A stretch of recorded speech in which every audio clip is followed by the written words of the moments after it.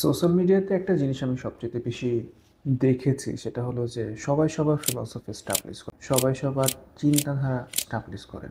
এবং প্রবলেমটা যেটা হয়, অনেক মানুষ থাকেন যারা হচ্ছে ব্লাইন্ডলি ফলো করেন, যে উনি বলছেন উনি তো ফেমাস পারসন, ওনার কথা তো মিথ্যা হতে পারে না, আমরা রিজেক্ট করতে চাই না। যে আমরা অনেক ক্ষেত্রে সোশ্যাল মিডিয়া থেরাপিস্ট দেখতে পাই।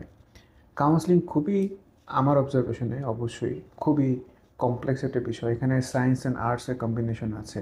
আপনি বইতে যা পড়ছেন সেটা আপনি কখনোই চেম্বারে বা কাউন্সেলিংয়ে অ্যাপ্লাই করতে পারবেন না, বা সাইকোথেরাপিতে অ্যাপ্লাই করতে পারবেন না। এখানে আপনাকে মানুষকে বুঝতে হবে। তো মানুষকে বোঝাটা খুবই ডিফিকাল্ট। এবং সেক্ষেত্রে যখন কোনো একটা টিকটক ভিডিও বা এরকম ছোট্ট একটা রিলস বলে দিচ্ছে এটা করলেই লাইফে সুখ পাবেন, এটাই ভালোবাসা, এটাই সেটা, এবং এটা যে বলছে সে কিন্তু আসলে এই বিষয়ে এক্সপার্ট না, অ্যান্ড আমরা অন্ধের মতো বিলিভ করছি because he or she has a lot of followers. এটাই হচ্ছে তার ক্রাইটেরিয়া।